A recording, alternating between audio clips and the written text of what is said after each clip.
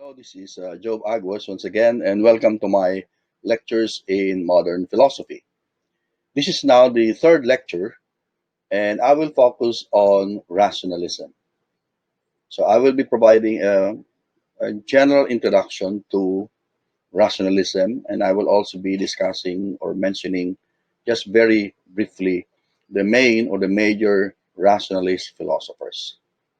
So, many of the important philosophers in Western philosophy actually belong to this philosophical sort of movement, okay, or if we can say philosophical system during the modern period.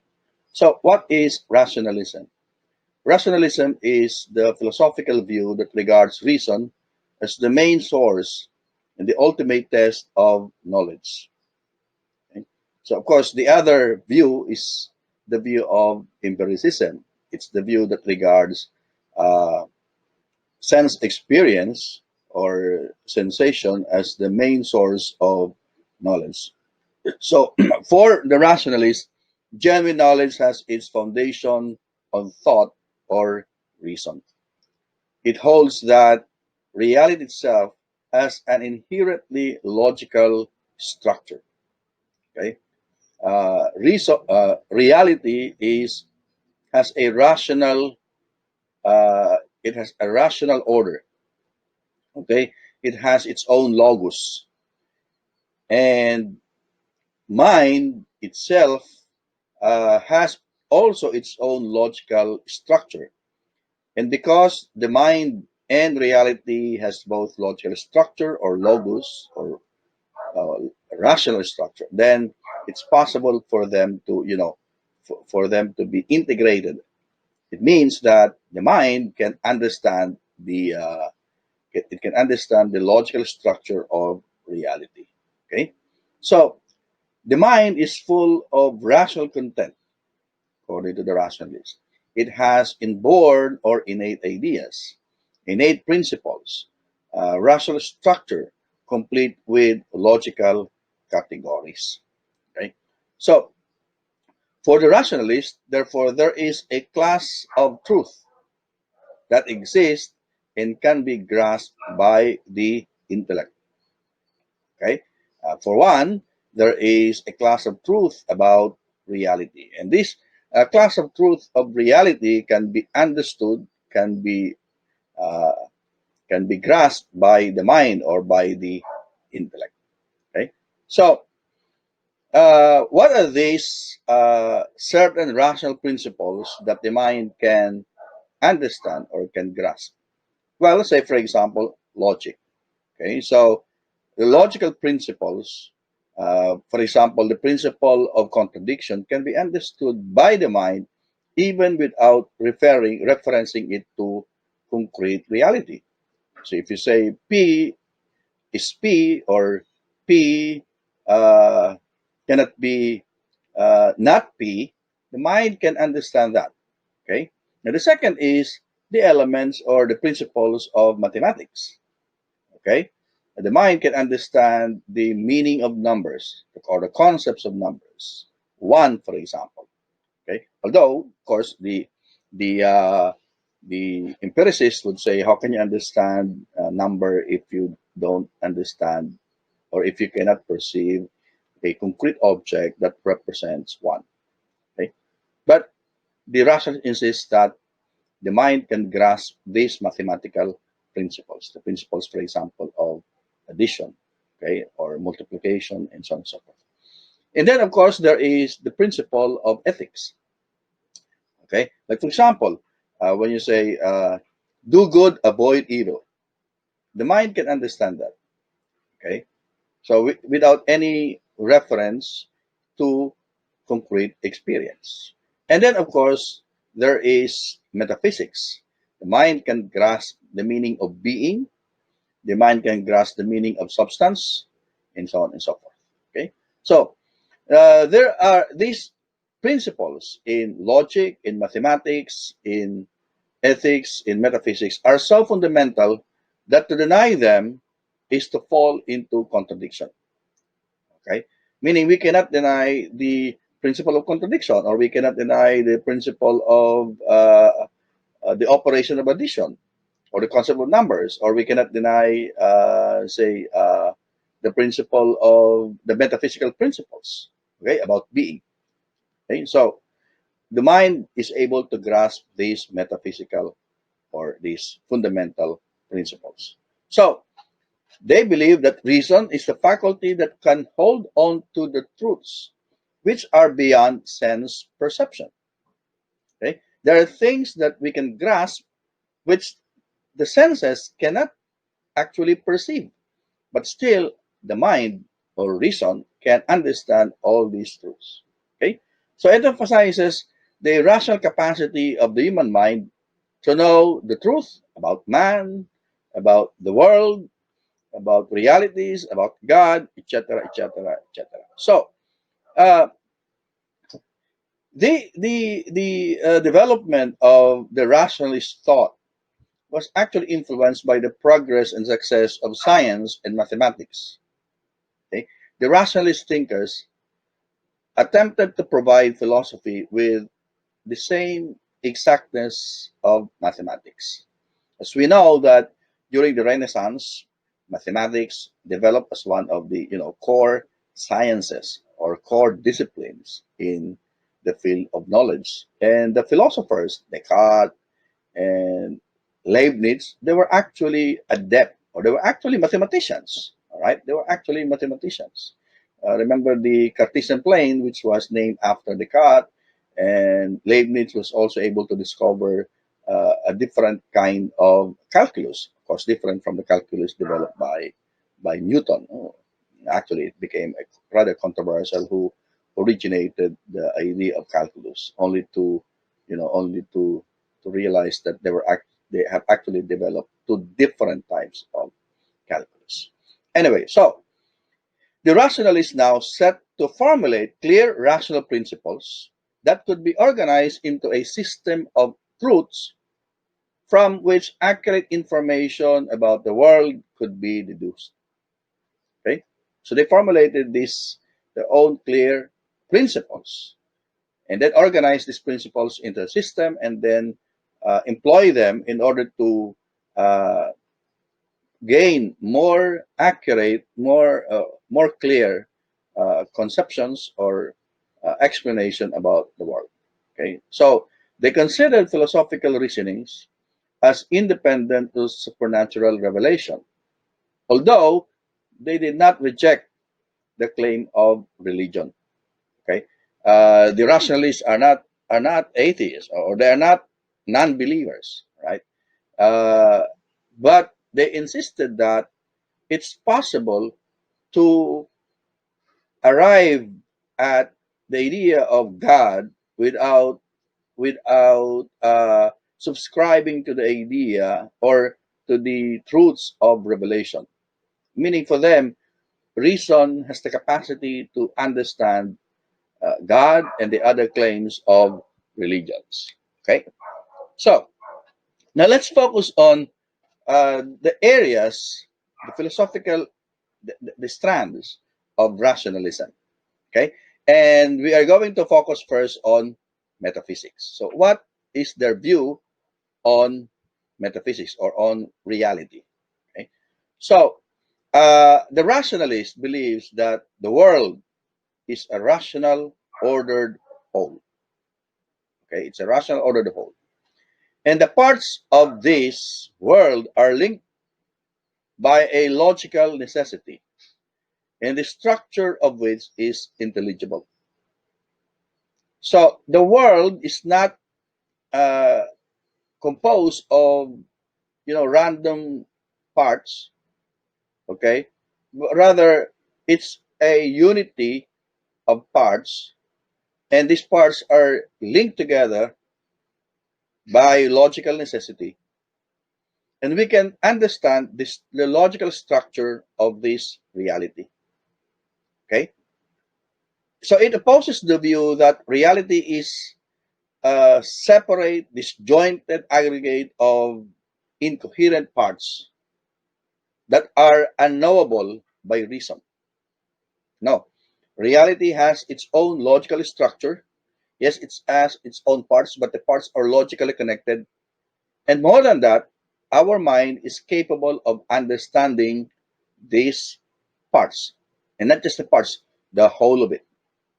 Okay, so they interpret the natural world after the mechanical model of physics.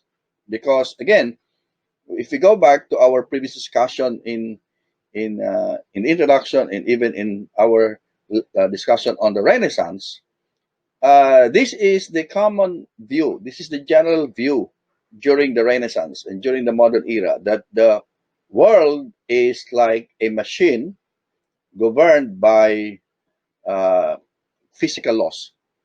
So they follow that interpretation, okay, and they ascribe determinism to all physical events, to all physical events, right? Now, uh, just to jump to the next, to our succeeding discussion, some people would say, well, do they believe that the will as part of reality is also determined? No. So they categorically stress that determinism is only applicable to the physical events, to the physical reality, because the physical reality is governed by uh, physical laws, while the will is not governed by physical laws. Okay, so uh, the scientific revolution was driven by this rationalist principle that objects in the visible world are often not what they appear to be, because there is an underlying principle, rationalist principle, to the objects that are visible to the world. So they may appear to be quite chaotic or disorderly, but there is a rational order, okay, underlying all the objects in the world. Now let's move on to the next, which is epistemology.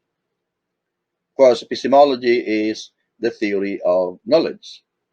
So, according to them, man's knowledge is gained through a priori or rational insight as distinct from sense experience, which often provides a confused and tentative view of reality. Now, let me explain what we mean by a priori here. A priori means that it is prior to sense experience, okay? Meaning it is before sense experience. So if it is before sense experience, then that means it is not based on experience. All right? That means we already have a rational insight about certain things. So these insights, these rational insights, are not based on our sense experience. Because according to them, our sense experience sometimes provide us with confused and tentative view of reality. Say, for example, you're looking at uh, a glass or a pencil in a glass that is half full of water, right? So when you put the pencil into the glass, the glass or the pen or pencil or whatever object or stick appears to be broken, okay, because of the image produced by the the pen or the stick, which you dip into a water or into a glass that is half full of water. So the appearance, it appears to be broken, but in reality it is not. All right. Or if you think, for example, of the stars that we observe during the night, so the stars appear to us, okay, we can see the stars based on our sense perception, but you can also imagine that, or you can also think that because the stars are so far and it will take so many light years to reach us, the star that we actually see may no longer be there. So in reality, what we are seeing is just the light emitted by the stars. So which took many hundred light years to to reach us. So in reality, the star that we are looking at night may no longer be there, but it still gives us the appearance of being there.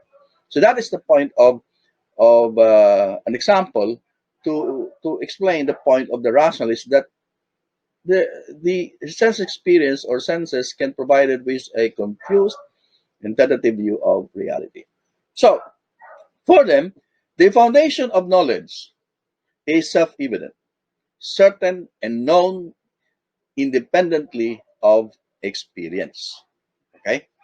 Of course, they do not totally deny that there is sense experience, but the thing is that the data provided by the senses cannot be relied upon, and therefore we have to rely on our reason. Okay, so some knowledge. Okay, so by the way, these fundamental truths, okay, these fundamental truths are universal because they are part of the content of every mind, and they are necessary. They are necessary features of the world. Okay, so the things that we see or the things that we understand about the world are necessary features of the world. Now, some knowledge arise through direct apprehension of the mind. Okay, so for example, we can directly apprehend the metaphysical principles that that we have mentioned, right? That things exist. Okay, we can apprehend that to be is to exist, right? So, what the intellect apprehends are the objects that transcends, of course, our sense experience, like the universals and the relations. Okay, uh, when we say universal, it means a characteristic that may appear in various instances. Like, for example, I already mentioned the concept of numbers and shape. All right. So, for example, we can understand one, although we see one in different objects, one class, one glass, one phone, one person, one book, but the one may be applied to different objects, but we understand what is the meaning of one. Or we can say the meaning of square. What is a square? The mind can understand the square even if a square may be manifested in different objects. For example, the screen of your TV may be square, the table may be square. What else? There are many objects that appear to be square, but we understand the square. So the square is something that is universal.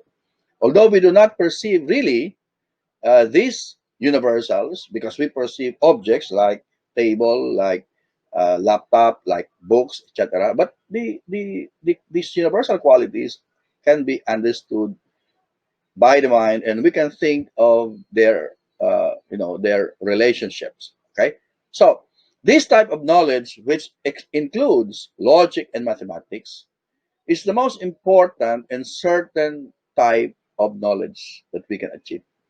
Okay? It is a priori knowledge. It is knowledge before sense experience. Of course, in our experience or in our daily life, we combine the two. We combine the data of sense experience and the data provided by our mind. Okay? So, a priori knowledge, not just based on experience, it's not just prior to experience, it is also necessary. We cannot conceive them otherwise. We cannot conceive square as not a square, or we cannot conceive of one as not one, two, or three. It's impossible. And it is universal because it does not accept any exception. It does not any.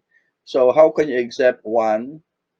I mean, square, or for example, contradiction. No, there's no exception to that. It is applicable to everything. So when you say there is one is has this particular identity, it cannot be otherwise.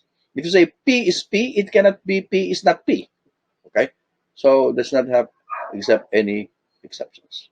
Now, in some strands of rationalism, it is claimed that the mind imposes its own inherent categories or forms upon incipient experience. Meaning, uh, the mind has its own structure that what it receives coming from the outside, the data of sense experience, it structures it according to its own structures, meaning it modifies it according to its own structure. Okay? Like for example, what let's think of an example here. Uh, in some parts of the philosophy, for example, of Kant, uh, because Kant was able to combine the idea of the rationalist and the empiricist, the mind has its own categories, like the category of time and space. Okay, and the data coming from sense experience is modified or structured by the mind according to this category. Okay, so for Kant, the mind has its own a priori categories or forms, and the data of sense experience is understood by the mind according to this category. Okay, uh, it's not to say that Kant is through and through a rationalist, because Kant combined the ideas, the theories of rationalism and empiricism. So Kant is a very good example in our attempt to explain rationalism and empiricism, because he was able to combine these two views. Okay. Anyway, so the mind is so structured in such a way that by simply operating in accordance with appropriate method, it can discover the realities of the universe. Okay, so by applying the deductive method or the rational method, we can discover other aspects of reality or of the universe. Well, some assumes also that they could think clearly with their minds, uh, even if, for example, some facts are not presented in the senses. Okay, you can make some deductions even without the uh, without the data coming from sense experience. Okay, so and then of course they think that, well, we can think of ideas. Okay, we can think clearly of ideas even without the data of sense experience. All right, now let's go to the next, ethics. Okay, ethics. So in ethics, the rationalist holds the position that reason, rather than feelings or emotion or our sentiments or custom or authority, is the supreme standard in judging the good and the bad, right and wrong. So in some theories of ethics, they consider feelings or the sentiments or the emotion as the ultimate source of, shall we say, standard of morality, or at least the the the the the thing that drives man to act morally or ethically. So feelings is the one that pushes man uh, to to behave or to act morally. Okay, or in some instance they say that the ultimate source of morality is the authority, especially the authority of the church. But for the rationalists, consistent with their position that reason can explain everything, they think or they believe that reason is the ultimate source of judging right and wrong, good or bad, etc., etc. So we can come up with rational ethical principles by which we can use as standards of morality.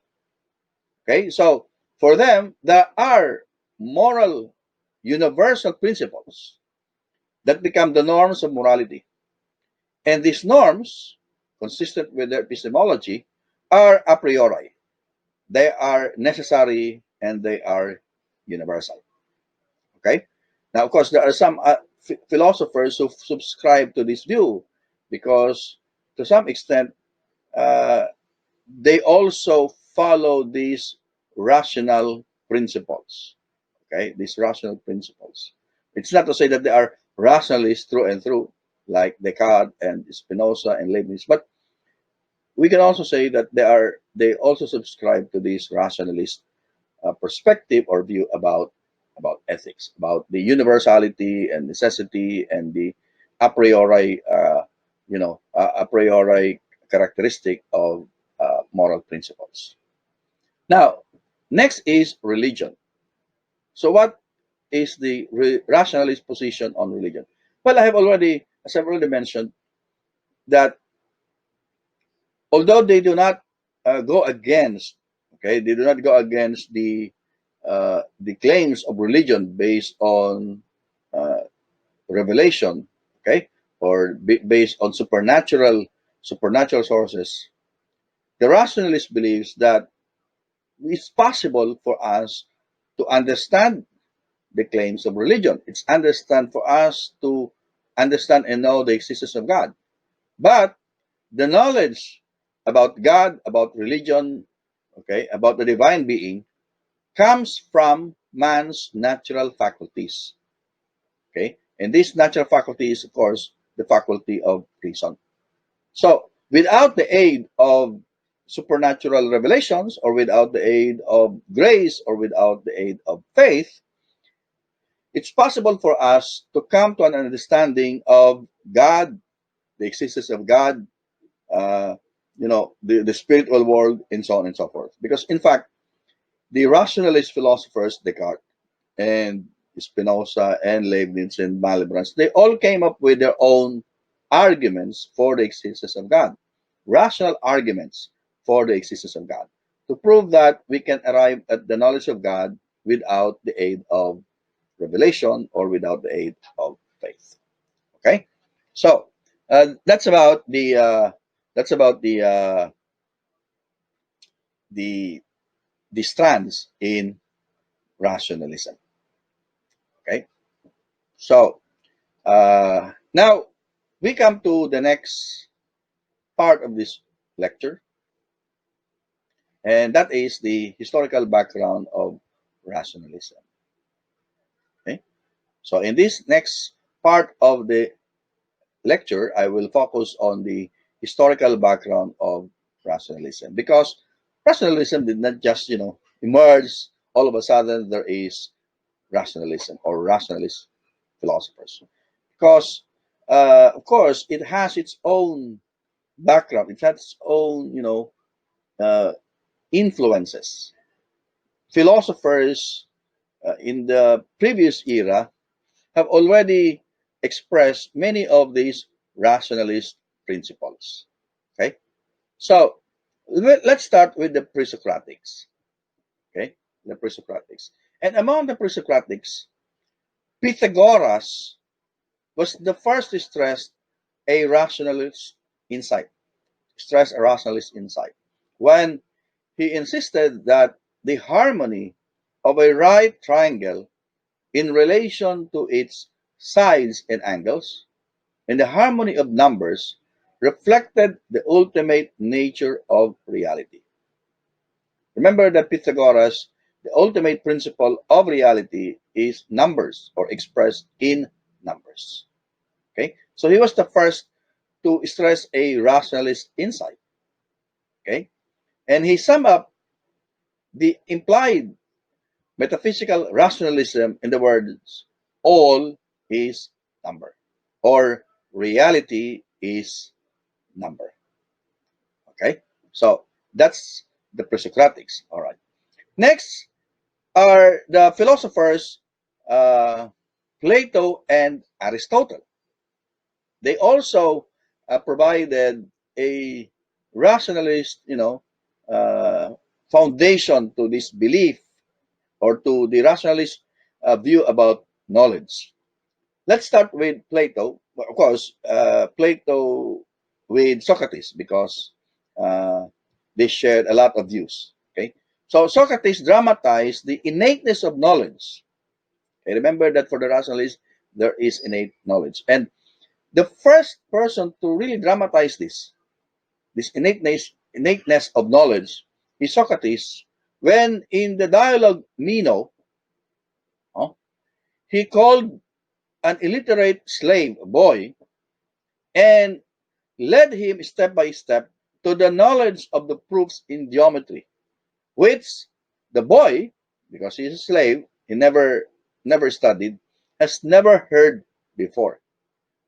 Such knowledge, according to Plato, of course, through Socrates, uh, is universal and unlearned.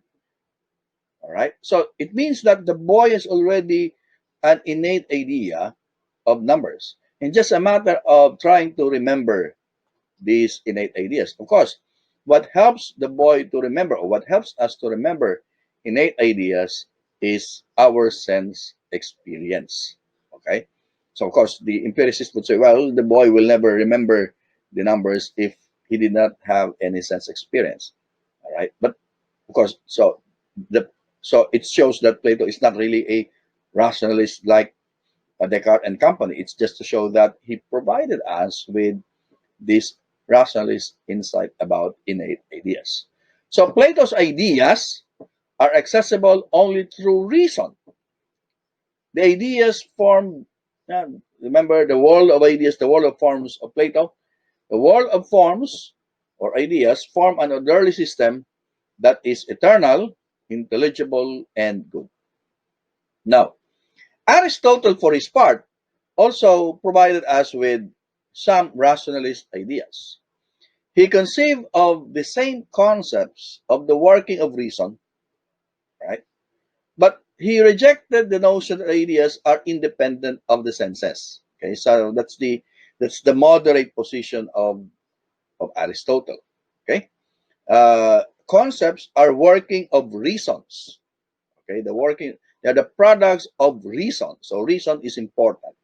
But he said that these ideas cannot be independent of the senses.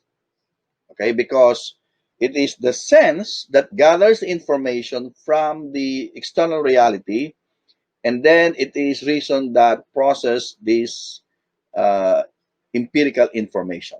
So the position of Aristotle is very much similar to the position of Immanuel. Well, in to some respect, to some extent, similar to the position of Immanuel Kant, because it's a combination of the rational and the empirical. Okay? But according to Plato, the world consists, or sorry, according to Aristotle, the world consists of a rational order. Okay? So, in that regard, Aristotle provided the rationalists with this idea of the logical order of the universe or of reality. And experience alone cannot demonstrate this rational order. It is only through a sort of intellectual intuition, reason, that we can really see the universal and necessary truth that are the foundation of all genuine knowledge. Right? Now, let's go to the other philosophers. And the next philosopher that we are going to mention here is Saint Anselm. Okay? Because Saint Anselm is very popular for the ontological argument. Okay? And he was convinced that all reasoning should follow the deductive method, and that this method would lead to all fundamental truth. Okay? Because again, this provided the rationalist of a method, and the rationalist preferred the deductive method. Okay? Deductive method. And uh, long before they said that, Saint Anselm already said that this deductive method would lead us to all the fundamental truths. All right.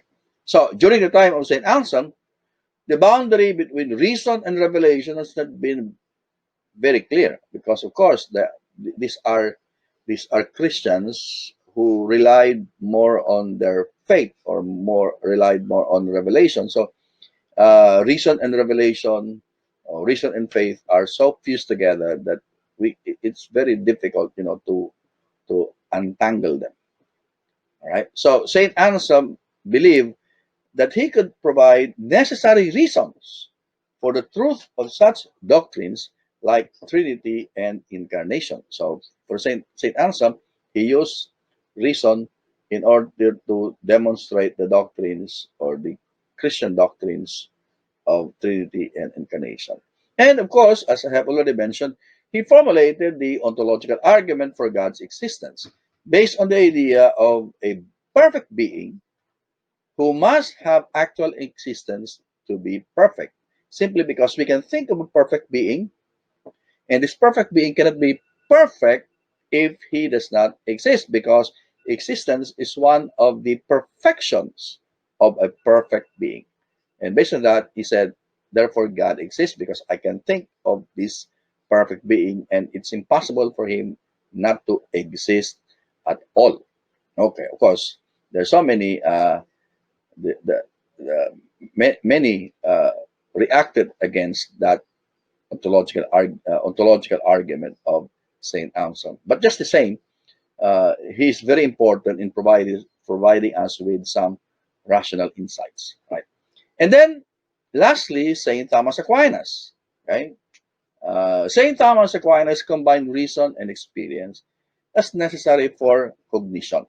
And of course, we know that Saint Thomas followed the philosophy of Aristotle. So Aristotle combined also sense experience and intellectual intuition or reason. So Saint Thomas, for Saint Thomas, reason is important as well as sense experience.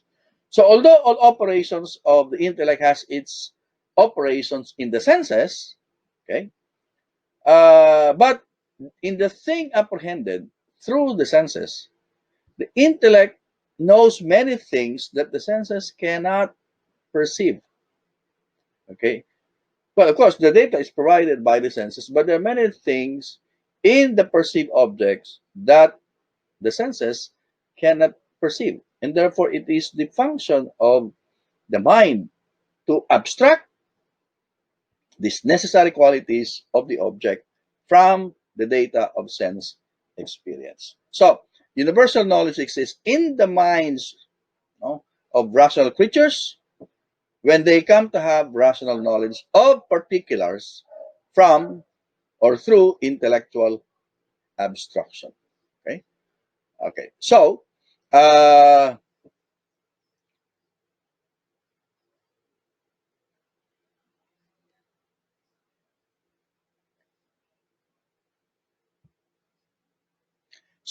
universal concepts exist in the minds of rational creatures when they come to have rational knowledge of particulars through intellectual abstraction. So, abstraction is very important in the philosophy of St. Thomas, and of course Aristotle, because this is where we are able to bridge the gap between sense experience and reasoning. Okay, sense experience and reasoning. So it's the one that bridges the gap so that we're able to produce knowledge or universal concepts. All right. Now,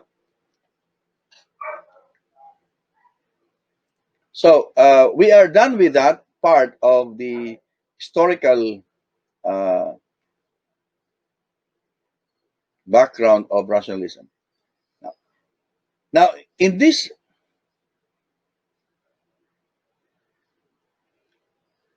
now the third part of this lecture would be the main philosophers, okay, of rationalism. And here we are talking of the continental rationalists. So this will just be sort of an overview. Okay, let's start with Descartes. Of course, we are going to discuss these philosophers one by one, but just kind of an overview. First of all, Descartes made mathematics the model of all science. All right, so he applied its deductive and analytical methods to all fields of knowledge. Okay? And he proposed the methodic doubt as a starting point or initial step in philosophical investigation.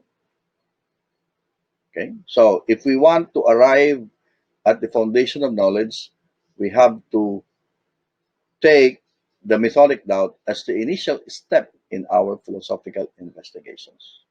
Okay, and he resolved to reconstruct all knowledge or human knowledge on an absolutely certain foundation by refusing to accept any belief, even the belief of his own existence, until he could prove this belief to be necessarily true.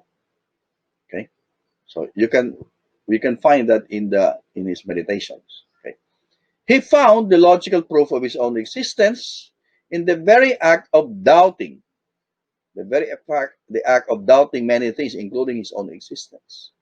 And his famous argument, cogito ergo sum, I think therefore I am, provided him with the one certain fact or axiom from which he could deduce the existence of God and the basic laws of nature. He was also able to prove that the external, the cosmos, exists based on this. He accepted the traditional religious doctrine of the immortality of the soul and maintained that the mind and body are two distinct substances, therefore exempting the mind from the mechanistic laws of nature and providing for freedom of the will.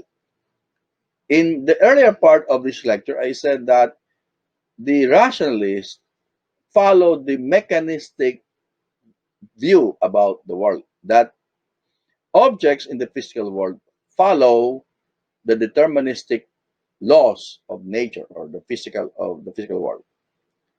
But it does not include the mind because the mind is something that is spiritual. It is a res cogitans, and therefore the mind is free. It is not governed by the mechanistic laws of the physical world because the mind is not physical. Okay, and he proposed the fundamental separation of mind and body, which is known as exaggerated dualism, and raised the problem of explaining the way in which two such substances as mind and body can be or can affect each other. It actually created some kind a problem for the rationalists, and the succeeding rationalists whom he influenced tried to explain or resolve this problem. The next, of course, is Spinoza, Benedict Spinoza. He constructed a precise and rigorous system of philosophy that offered new solutions to the mind body problem, the one that Descartes created, the conflict between religion and science, and the mechanistic elimination of ethical values from the natural world. He also maintained that the entire structure of nature can be reduced from a few basic definitions and axioms on the model of Euclidean geometry. Okay, so his ethics, his books on ethics, actually is a good example of this method. He claimed that the only ultimate subject of knowledge must be substance itself. So this substance is God. This substance and nature identical to one another. Okay, so everything, there's only one substance, and this substance is God or nature. Okay, but from this one substance, we can identify several attributes because God is infinite. He has so many attributes, but we can only know two attributes, and this is the attribute of the spiritual and the physical attribute. Okay, mind and matter. All right. So that's how we explain the duality of mind and matter of the res extensa and the res cogitans. Okay. Uh, then, of course, we have Gottfried Wilhelm Leibniz, who viewed reality as an infinite number of infinitely small units of force, which he called the monads. Each of these monads is a closed world, but it mirrors all the other monads in its own system of perception. So monad from monas one. So it's likened to the atom being indivisible. Of course, now we know that atom can be can be split. Okay, so he conceived of the monads as spiritual entities, but those with the most confused perceptions for the inanimate objects and those with the clearest perception, including self-consciousness and reason, constitute the souls and the minds of humanity. So everything is monads. The inanimate objects, they're monads. They have very low perception, and then the monads with the highest or with high with clear perception, they have consciousness. They constitute the souls and the mind of man. And then, of course, the highest monad, the clearest, the creator of all the monads is God Himself, the monad of all monads. Okay? So, the development of the monads is in accordance with a prior theory that he established because the monads, or the book of Leibniz entitled Monadology, is actually, he wrote this towards the end of his career, and it's actually now the summation of his philosophical concepts. But prior to that, he developed a theory called pre-established harmony. So this pre-established harmony results in the appearance of interaction between the monads. And then, of course, lastly, Nicolas Malebranche. Nicolas Malebranche is known for his occasionalism. That is, the doctrine that states that God is the only causal agent and the creatures merely provide the occasion for divine action. Now, just some kind of a background, uh, because Malebranche have already been influenced by the previous thoughts of Descartes, of Spinoza, of Leibniz. So the question always is, uh, how do we explain that substance as distinct in nature, like the mind and body, can causally interact with each other?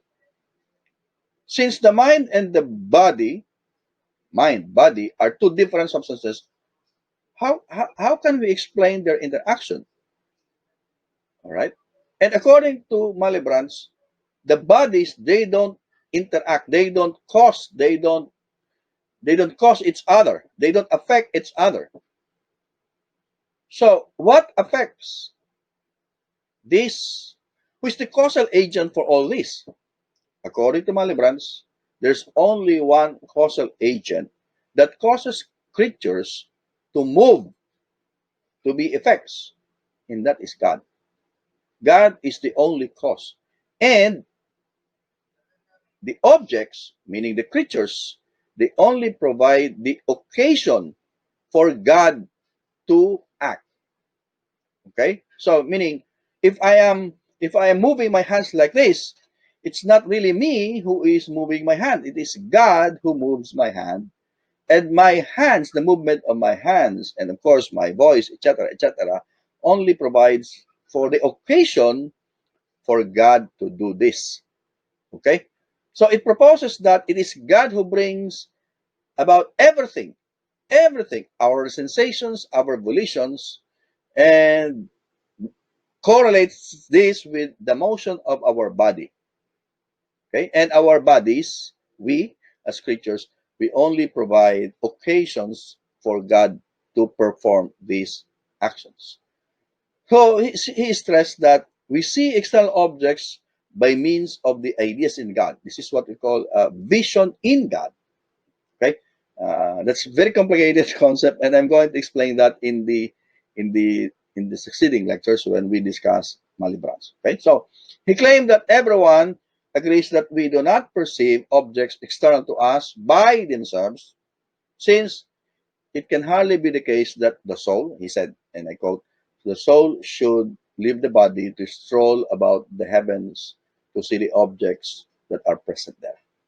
So this is his idea of vision in God. We it's like we are seeing objects through God, okay, through God. Anyway, we are going to discuss this more in detail. So this is just the introduction. It's a rather long introduction to rationalism. Okay, so again, thank you very much for listening. I hope you gained some insights in this lecture, and watch out for the next topics, next lectures. So thank you very much. Stay safe and God bless.